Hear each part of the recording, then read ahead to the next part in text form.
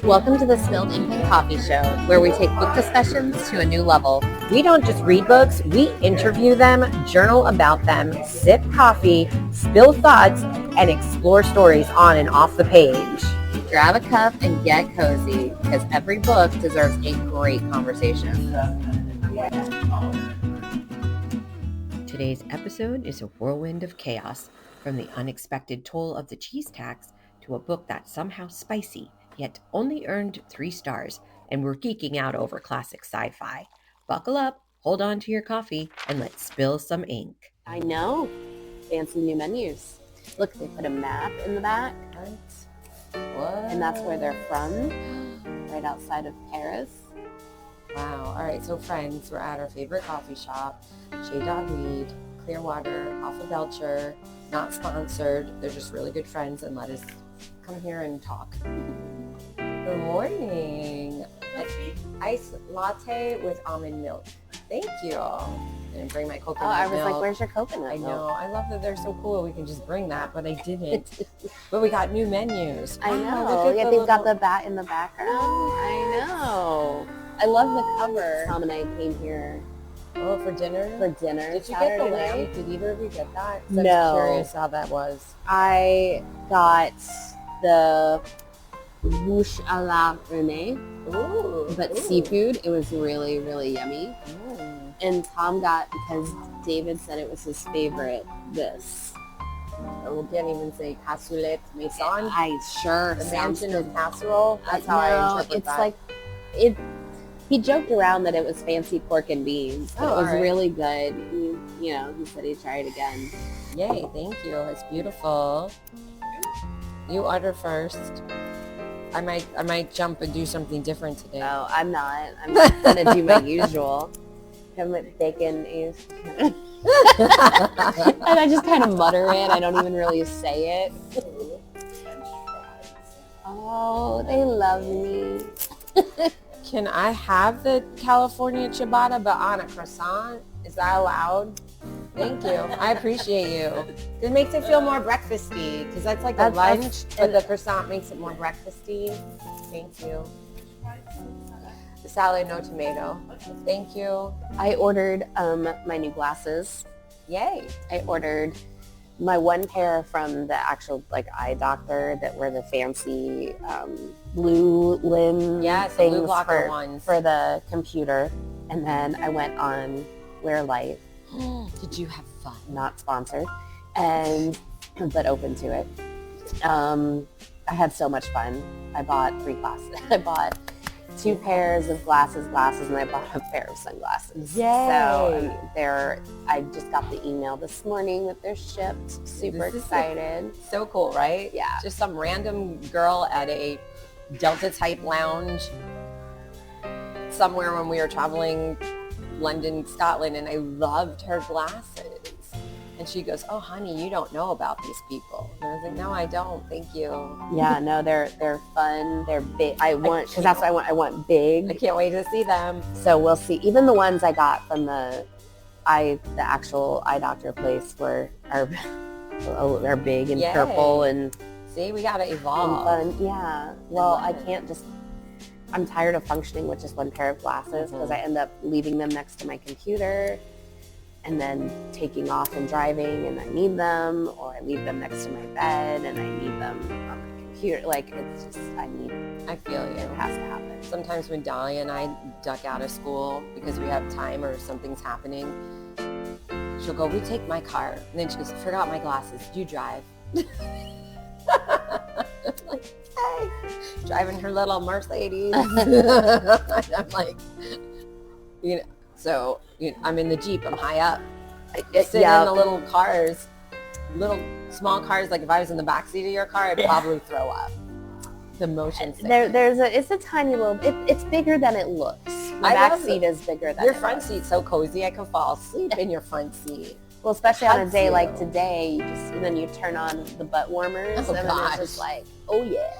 My 04 LJ, for those of you who love Jeeps, we don't have any of those bells and whistles. We're just happy it turns on. Yeah. That's my dream. Yeah. I know when to change the oil because all of a sudden the oil pressure drops and I'm happens idling at a red light. I'm like, oil change. Or it could be like my car over Christmas when every single light that could light up on my dashboard lit up. Merry Christmas to Didn't you. even know what I'd never seen some of these lights before. The cold light came on, every light, there was some sort of sensor malfunction. So I drove around for a week and a half with every Blinking. Did you just play like Christmas music behind that? they weren't blinking, they were just on. Wow. It was a little distracting, but yeah, it was just a sensor and it got fixed, but it was pretty spectacular.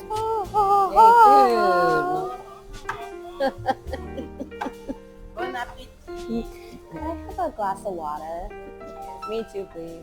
Thank you. Which I also texted you and said I needed to say thanks for the motivation for fitness, because last week when I was talking to the Duchess, that's how we're going to talk about the Duchess. I love the Duchess. Yeah. Yes. And I said, Rachel is going back to the gym only a few weeks after having this surgery. I said, and I have had no surgery, and I haven't been back to the gym in super or any fitness. And I said, so I went to the F45, not sponsored either, and tried out doing their 7-day free trial. So I go on Saturday, and I love that everything there is early in the morning. Mm-hmm. So it's 8 a.m. and they got a DJ. And I was like, this happened every Saturday. That's a lot. Every Saturday. Okay. Every Saturday, 8 a.m. And I had no idea what I was doing. So I just went through the motions, and the trainers were awesome. Like, everything about this place is awesome. Just in case you're in the area, it's in Largo, the F45 in Largo. And Okay. fun, amazing. And it was called SoCal, which I'm Southern California workout. I don't know. I know they're very similar to Orange Theory with, like, they've got the different workouts and the different, like, kind of they tell you what to do type of situations. Yes, yes. And that's what inspired me to, because they're really close. If I want to, as I get better at my goals and riding a bicycle, I will ride my bicycle there, because it's close enough that I think it's like a mile. I can't be that hard. I mean, I ride it to the library.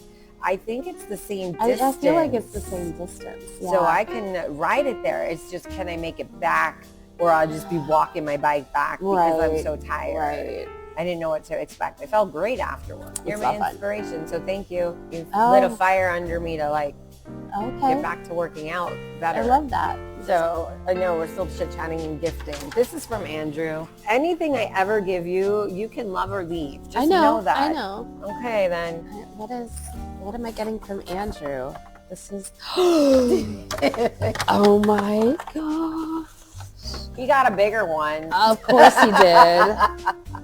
So I'm holding what will eventually be a light up Star Trek, the Starship Enterprise. It looks like the original based on the nacelles. Isn't that so sad? I know that. You know all the things. Sorry about the dust. I was like, you didn't even dust it off for her? He goes, no, but she'll like it. She will love it. I say you like it. Please tell Andrew thank you so much. I will. love that so much. This is going in my office. Yeah, he just got a bigger one. I think he's just upgrading. I said, till you get the ship.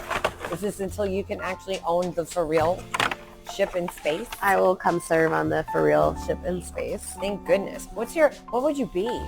Would you be, like, if we just go with shirt colors as far as, like, science officer and command and security? Command, because, you Mm-hmm. stand in front of a class and this is what you're going to do. But with love. Wow. I'm a science officer. Yeah, 100%. I think I might be a little bit more Jonathan Archer.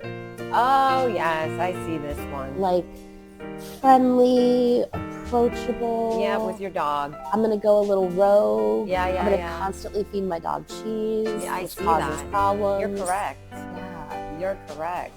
I mean, there is a cheese tax in our house, so. Wow. You know the cheese tax? No. Yeah, you open the door and pull out a block of cheese, you got to pay the cheese tax. To the dog? To the dog, yeah. You are Archer. Whoa. Yep. Holy crow. Yeah. I don't know why I'd be science. I think, you know why? I think ever since Tindy showed up, I like that. Yeah. I was like, oh, she's my people. I'm a mix of this, a mix of that, and I'm all over the place, and it's okay. Mm-hmm. Or I'm a Jadzia. Isn't she science? Isn't she in blue? She's science. Right. She's blue. What's really funny, and this is to All show the you the level of my nerddom, in the books that come after the ending of Deep Space Nine, that continue the story of Deep Space Nine, Dax, although it's Ezri Dax, actually switches from science to command. So we're here and we're going to do our book stuff. And you know what? I don't have a book journal to swap with you today. And it's horrible for me to say I've not read anything. That's okay, though. But I've been listening. Okay, so tell me, let's do that then. Tell me what you are currently listening to. I am currently listening to, and I got to look it up just to make sure I get the title correct. So this one is a re-listen, which I did not journal about this. This is way back when you and I were just talking about books and journals and stuff before I started my journal. And I remember what you said to me, because I said, well, I'm listening to the audiobook Breaking the Habit of Being Yourself by Dr. Joe Dispenza. And you go, I don't want you to do that because I like who you are. I went back to re-listen because I just feel like I'm out of focus, and it just focused back to who I am. Okay. Because it does the same thing. All right. Yeah, don't go changing yourself I'm now. not changing myself. I'm just, the idea is to bring yourself back, out to your fullest potential, which, we're doing that, this whole podcast thing. And then I'm also listening to the next book in the Earth Chronicles by Zachariah Sitchin. And so I'm on The Lost Realms, which is book number 4 in that series. So those are the 2 audios that I'm doing. And then in my TBRs, man, that pile got big. It happens fast. It does. We should do a video. I'll do a video of my TBRs because I'd be curious to see what your TBRs look like versus mine. I know yours is probably a bigger stack. Well, I also have it in my book journal. Oh, great. So there you go, because I don't journal my TBRs. You should send me a picture of your TBR list, and you can look at my TBR list. Okay. I'll pick your next book, and you can pick my next book. Oh, crazy. I know. Okay. Well, we don't have to do it this week. I know. Mine will be a photograph of the tower. Yeah. I mean, I have 2 towers, but it's also up to. Wow. Crazy. I mean, I'm in the middle of still the journey of Velvet Bow. Okay. Boy, guys, I can't say words today because they're all really hard vocab words. It's okay. And there's another one that I'm in the middle of hard book reading, which it's a coffee shop book. Guys, I suck out today. Whatever. You'll hear it next time. I've been focused on the podcast and then doing the freelance stuff. So I promise that I'll be more diligent. But getting this podcast into a better focus is good. Yeah. So, but that's what you have to look forward to. I finished 2 books since last week, and I had to start my March spread. Which the February and January books of the month videos, guys, are going to come out in a week on the YouTube channel, so you can see Rachel's book of the month and catch up. So here are the 2 books that I finished since last week. The Perfect, crossed out the word perfect, divorce. I love the page design. I'm not past the page design. Don't worry, friends. Eventually you'll see all of her art page designs. All right, so again, the title, The Perfect Divorce by Geneva Rose. She read it as a Kindle, and the genre, it's a thriller. 281 pages. Published by Blackstone Publishing.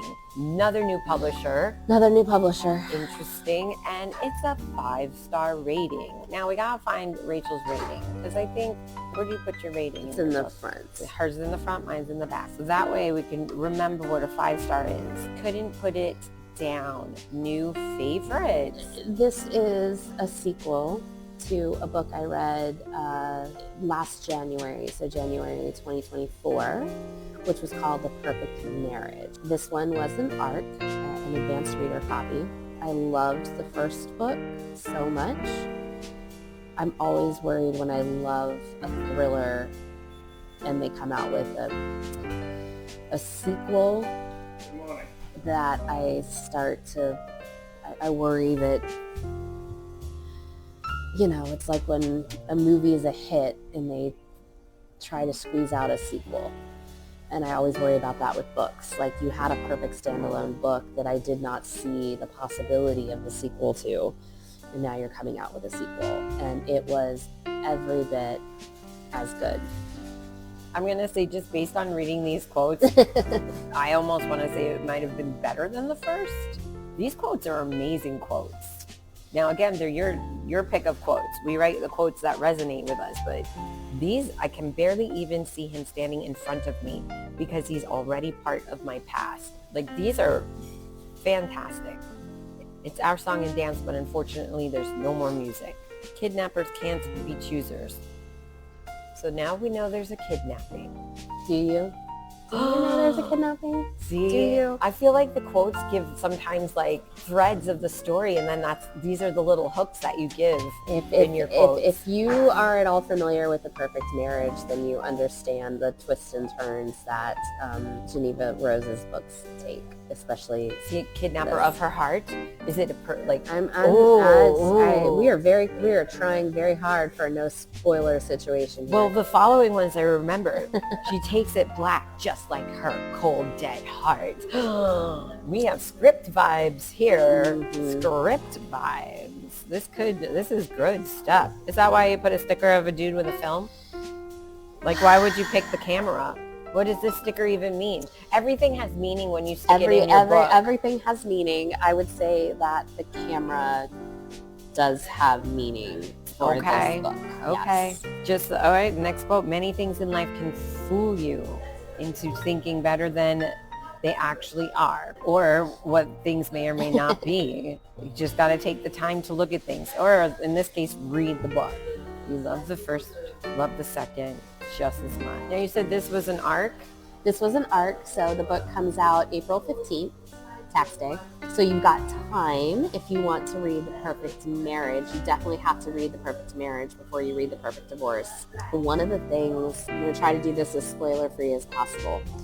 The thing that I can say about this book is that if you read The Perfect Marriage, then you know who did it in The Perfect Divorce. It's how they did it. Oh, that okay. is twisty and turny. So that's what I enjoyed. Like, that was my worry going into it is, well, if it's the same main character or the same characters, I'm going to have an idea of who did it. But it's how. It's how that you're just like, oh, okay, all right. It's unexpected. So one thing that I had to remind myself, I know you have your advanced reader copy section in the book.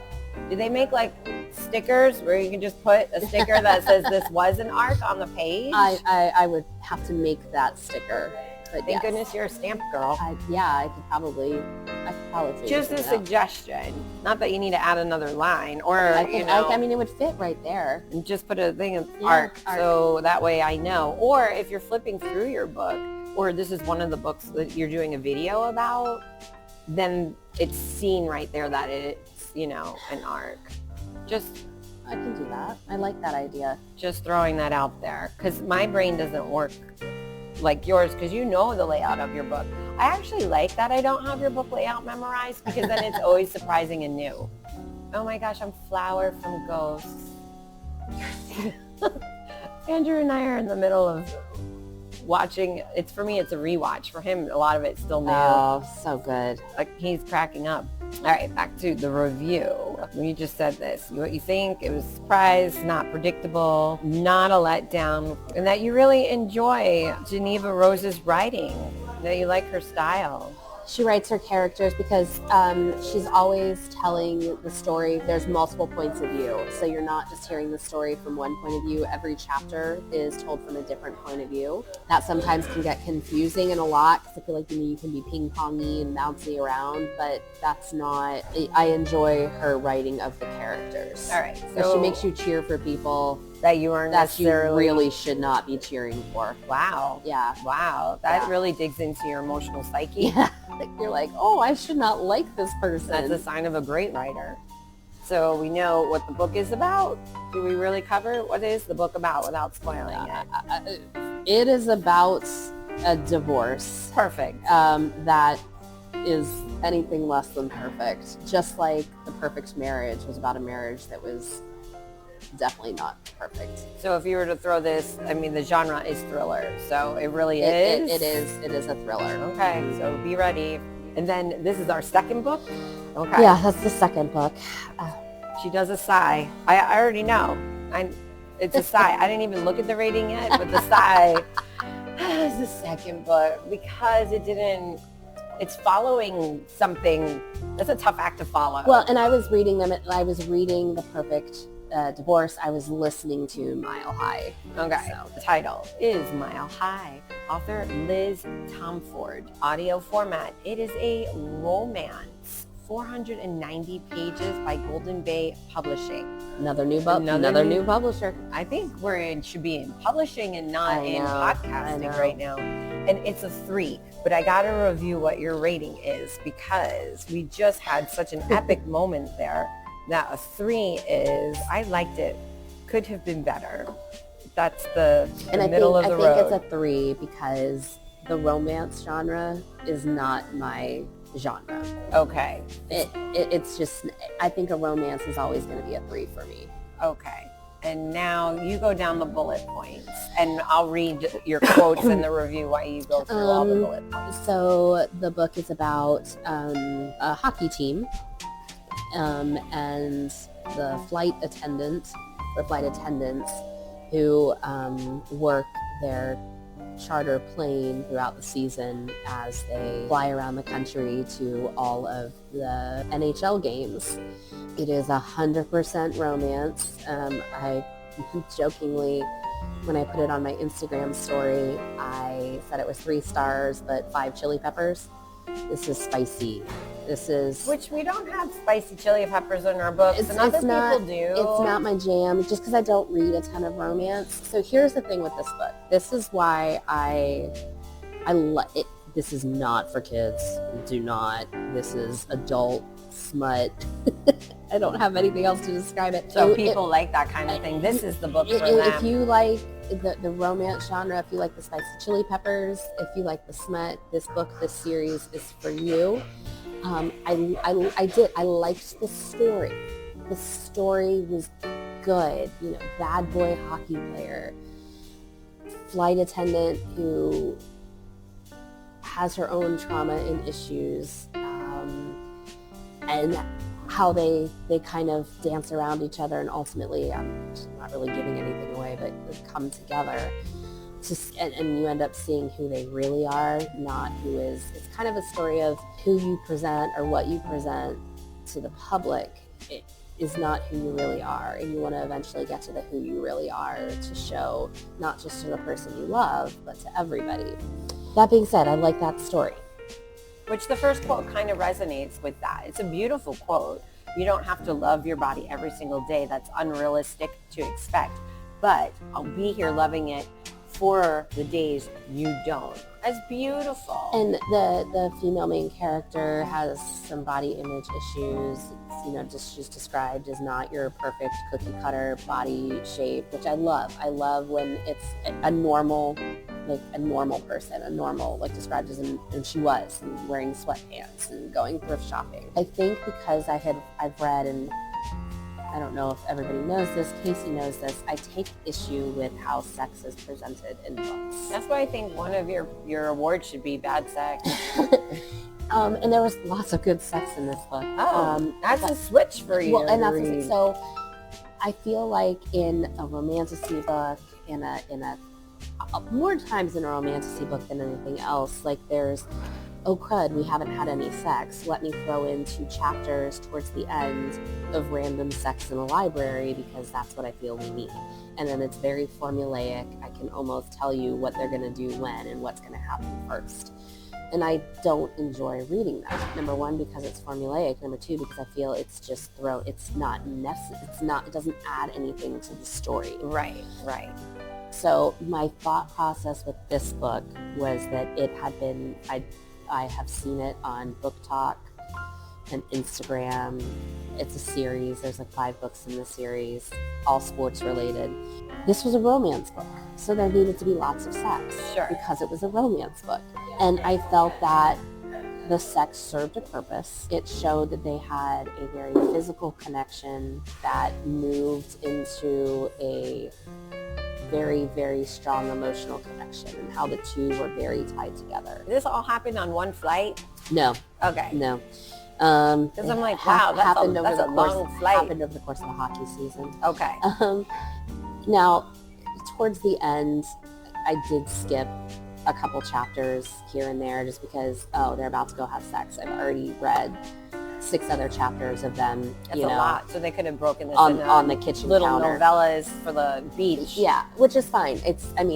That's why you read a romance book, is for that. I just didn't feel the need. It was redundant to me. I didn't feel the need to read it.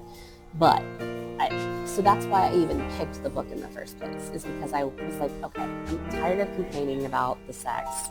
Let me read a book that is the sex and see how I feel about it. And now that was too much for you. There's no middle. I don't know if somebody give us a middle ground sex book. I'm going to say there were probably 7 to 8 chapters of sex. Holy smokes. And I'm going to say I probably could have done with 5. Okay. 5 would have been enough. So that happened in editing. So you're saying that we had a horny editor. Yeah, I mean, I'll read, I'll probably listen to another book, the next book in this, I forget what it's called. It's about... Well, this one's audio. How does that sound? I've never heard a sex scene on audio before. Do they get breathy about it? Yes, I've heard. So when I read, or when I listened to the audio version of 1984 that Audible put out with Andrew Garfield, yes, there was very breathy sex in that, to the point that it was distracting. This, it wasn't breathy. It was, and the interesting thing about this was some of the sex scenes were told from the female point of view, and some of the sex scenes were told from the male point of view. With the same reader. They had There's a male reader and a female reader. So that makes sense. Yeah. Guys, you might want to pause this though and then rewind and get that other note of what that book was that was really breathy. 1984, George Orwell. It is the Audible version with Andrew Garfield. It's acted out. Okay, so guys, a glass of wine, a candle, shut the bedroom door, turn off the light. Yeah, but here's the thing. Turn it on. 1984 is not, 1984 Just skip to that part. And 1984 cannot be described as a romance. 1984 is... But it just the world's coming to an end. The steamy stuff right there. I have to put that one on my Audible list though, because I do like an apocalyptic moment. And there were some very fairly serious topics that were covered for a romance book. For example, it's not a spoiler if it's a topic. Body image issues. Oh yeah, for sure. Mental health issues, which goes with the reason you have body issues. Sense of parental abandonment. And knowing how to draw boundaries. See, I think those are important things to tell people who are listening, because if they're not comfortable with any of those subjects, then they definitely should not pick up this book if they're going through their own thing and they're not ready yet. Yeah. Right? It says you really liked the 2 main characters. I did. I didn't think I'd like the male main character. And probably for the first 100 pages or so, I didn't. But I think having it told from both points of view and hearing his point of view, you realized who he was presenting is not who he really was. and why he was presenting such a false front. Well, it says at the end, these are two people who found each other in the end of your review that ultimately found each other and healed one another. And that's probably the takeaway, right? They let each other. But this is that journey to experience with them on how that. Yeah. But the 3 is only because there's too much sex? Like, where else is that 3 It's just come in? the 3 is just because I don't really like romance. Got it. I don't, because I know, like, from the beginning, these two are going to end up together. Like, that's, like, there's, like, it's only told from 2 points of view. Like, these two are going to end up together. It just, romance is not my first pick. It's not something I'm going to pick up and say. But it's at least on your pick list. It's on my pick list. It's like, not on mine. Like, I read Daisy Hates, that series. I've read the first 2 books in that series. That's a romance series. And that was last year. And I said in those, I'm like, I just want to, like, sit all of these people down in a counseling session and go, stop it. You get emotionally invested in your characters. And I get frustrated when there's miscommunication or where there's blatant self-harm. Not self-harm, that's not the right word. Their actions, they know the actions they're taking are causing harm to themselves, and they just keep doing it. Right, but as an outsider, you and a mom, you want to be like, stop. Yeah. Got it. And it usually deals with, in the Daisy Hates books, it deals with ridiculous sex choices. Like, I'm in love with you, and you're in love with me, but I'm going to go have sex with 12 other people in 9 days. Does that person get tested after? I literally think that after every time I finish one of those books, I think, I really hope these people are being safe. All right. But I like this series, the Mile High, that one. I like that better than the Daisy Hates books, because there wasn't random sex to feel better or random sex to hurt somebody else. I see what you're saying. Right, right. Because these 2 people in Mile High actually love each other. Yeah, and they communicate that with each other. Like, which is key in any emotional relationship. Right, and I feel like, well, and you know, and the crazy, I was thinking about it when I was comparing the 2. The characters in this book are 25, 26. The characters in Daisy Hates are like 23, 24, so it's not a huge age difference, but the emotional maturity. Sure. And that, I think that's the problem I had with the Daisy Hates books, and I don't know if I'll pick them back up again, is because of the emotional maturity is just not there. And that's what, like, I just want to take them and shake them and say, grow up. Stop it and grow up. Which is really even a whole nother topic of conversation, because developmentally in today's day and age, everything is so much different. Yeah. And the models that we have are so old for development, in emotional development, that the models are wrong. They're wrong, and our mindset in that is wrong. It's better, in my opinion, that we just don't put a number to anything. Yeah. You know, you're your age, and emotionally, this is who you are. We got to break out of those models. 100%. So, and that's hard, because especially as teachers, we're given, here's the curriculum. This is the format. This is how people develop and kids develop. And that's what's trained and ingrained in us. So that's tough. But I like that you want to reach through a book and actually shake a character. Yeah. This is a romance book. And this romance book has a personality, as now all our books do, is everybody's understanding. What do you think is the weirdest place, if you're the Mile High book, the weirdest place someone's ever taken you? I can't wait to hear, where did you travel? I can only imagine. Well, I mean, I'm gonna go with the obvious here. So ironically, with the book titled Mile High, you would think that there was sex in a bathroom in an airplane. That's exactly where I was at. I'm going to go ahead and issue the spoiler. There wasn't. There was no sex in an airplane bathroom. There was no sex on an airplane. So I'm going to say the weirdest place this book has gone is in a bathroom on an airplane where people are having sex. This kills me. Just because it didn't happen. And I was waiting the whole time thinking that it was going to happen, and it didn't. Which takes us to the cover art. The cover art is spot on. The book takes place in Chicago. A lot of the book does take place on an airplane. It does. So is the title incorrect? No, because the relationship is formed on an airplane mile high. It should be miles high, as they say in the book a couple different times. No, everything's correct. They found each other on that airplane in the sky, and it takes place in Chicago.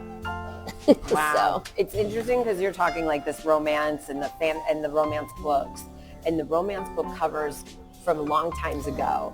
Fabio with the hair flowing and the ripped shirt, and so this takes me to book cover and book art and how it's changed so much. I said it used to be him on the cover, whether it be because somebody took a photograph and then they hand painted and then they took a photograph of the painting. Like, it's such a lost art form of what old traditional covers used to be. And I would never guess that this Mile High was a romance, because I would see some Fabio. So when I was looking on Amazon, there was an alternate cover with what I am assuming is supposed to be the male main character. And it's like a shirtless, tattooed hockey player. I'm making a face and posing right now. I love the posing and the face. Really, it's you're missing out if you can't see this. But so that was there, but this is the only cover I've ever seen like advertised or on Book Talk. And the really funny thing, and this is a kind of a segue into what I'm reading now. Yay, because that's what I was going to say. Now, what's up and coming? I'm reading, it's another arc. And I guess maybe I would classify it as a romance. It's called Some Like It Scott. Some like it hot, dun dun dun. Some Like It Scott. Some Like It Scott, guys. Because it takes Fabio place on the cover.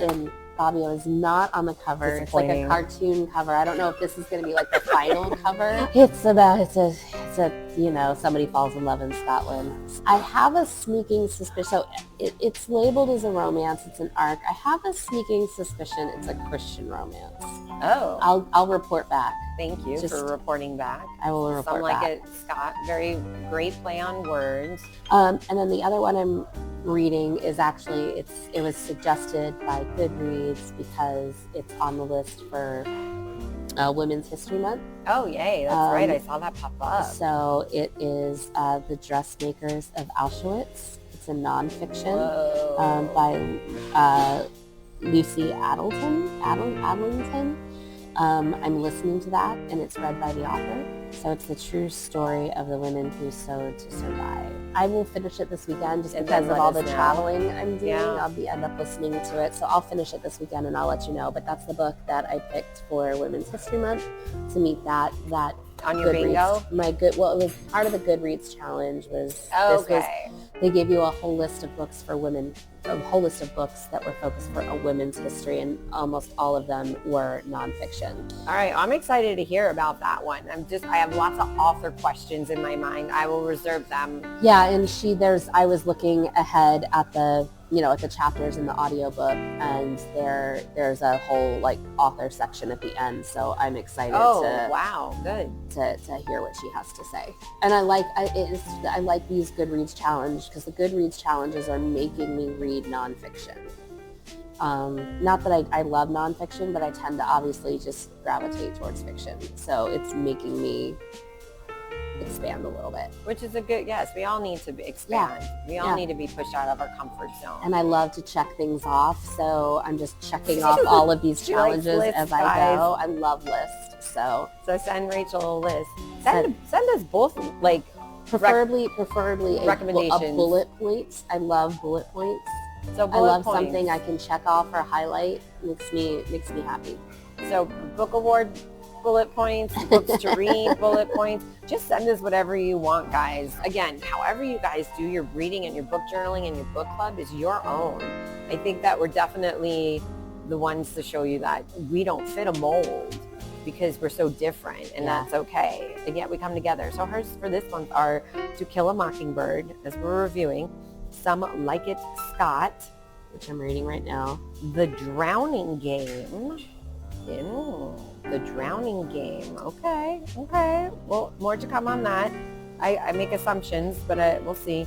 The Bones Beneath My Skin. Now, if I know you, that's probably a mystery thriller. No, it's a nip tuck. It's a fantasy. It's written by the same author as who wrote House in the Cerulean Sea and Somewhere Beyond the Sea. T.J. Klune, I think his name is. I adored those two books. The House in the Cerulean Sea was my book of the year last year, and this was his new book that he just published. So, of course, that meant I had to buy it.